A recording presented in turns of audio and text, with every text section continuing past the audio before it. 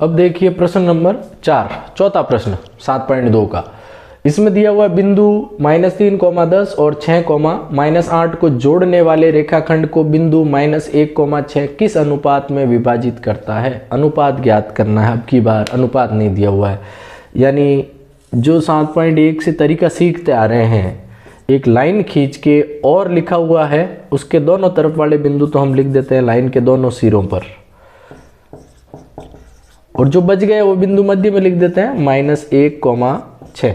अब ये अनुपात पूछ रहा है, अनुपात जो m1 और m2 हम मानते थे, या तो m1 अनुपात m2 मान लो, या इसका अगर कभी भी परीक्षा में भी सवाल आ जाता है और अनुपात पूछे कि कौन से अनुपात में विभाजित करेगा, तो आपको अनुपात को मानना है k/1, k/1, यानी m1 का मान k हो जाएगा और m2 का मान 1 हो जाएगा। और ये जो मान है ये x और y के हैं, क्योंकि निर्देशांक x और y थे। ये हो गया x1 y1, ये हो गया x2 y2, ये x और y के हैं। कोई भी एक फॉर्मूला लगाना है, चाहे x का लगाओ चाहे y का लगाओ, अनुपात आ जाएंगे, क्योंकि हमने k माना है x को और y अनुपात जो शुरुआत वाला m1 और m2 होता है, m1 को k मान लिया और m2 को 1 मान लिया है। मैं जैसे अगर x का फॉर्मूला लगाता हूँ, m1 x2 plus m2 x1 बटा m1 प्लस m2। इस x का मान दिया हुआ है -1, इधर -1 लिख दो। m1 का मान है k, x2 का मान हो जाएगा 6, m2 का मान है 1 और x1 का मान है -3। फिर m1 प्लस m2 तो k प्लस 1। अब जो k प्लस 1 भाग में है ये इधर गुणा में आ जाएगा, तो -1 को मैं गुणा करूंगा k प्लस 1 दोनों से, इसलिए ब्रैकेट में ले लो, और इधर गुणा कर दो 6 को k से गुणा करने पर 6k, 3 को 1 से गुणा करने पर 3। 1 को जब k से गुणा करेंगे माइनस का k हो जाएगा, माइनस का 1 हो जाएगा, बराबर 6k माइनस 3। k वाले एक तरफ माइनस का k, प्लस का 6k इधर आएगा तो माइनस का 6k, माइनस का 3 है, माइनस का 1 उधर भेजो, प्लस का 1। k और 6k मिलके हो जाएंगे 7k, और 3 में से 1 गया 2, माइनस से माइनस कैंसिल कर दो, 7 गुणा में भाग में भेज दो, k बराबर 2/7।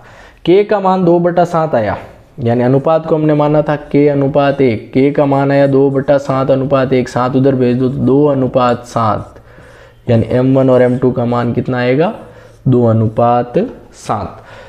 अगर चाहते हो कि k/1 नहीं, हम तो m1 और m2 मान के ही करेंगे, क्योंकि हमें दोनों ज्ञात करने हैं। तो m1 m2 से देख लीजिए, फॉर्मूला वही है। तो अब की बार जैसे x का लगाया था, अब की बार y का लगा के देख लेते हैं।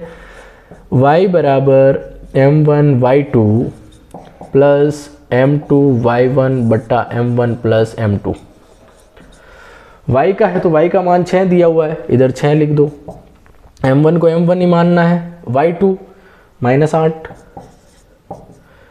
प्लस m2 को m2 मानेंगे, और y1 का मान दे रखा है 10 बटा m1 प्लस m2 का मान m1 प्लस m2 ही रहेगा। अब m1 प्लस m2 को इधर भेजेंगे तो ये हो जाएगा 6m1 प्लस 6m2, और इधर -8m1 प्लस 10m2। ये गुणा किया मैंने, m1 m2 इधर आएगा, 6 से गुणा होगा, वज्र गुणा 6m1 प्लस 6m2, और ये इस टाइप से हो गया। अब हम m1 को एक तरफ और m2 को एक तरफ भेज दें, अगर जैसे 6m1 है और माइनस का 8m1 इधर आएगा तो प्लस का 8m1, और 10m2 को इधर ही रहने दो, और प्लस का 6m2 उधर जाएगा तो माइनस का 6m2। 6 और 8 जुड़ेंगे 14m1, 10 में से 6 गया 4m2।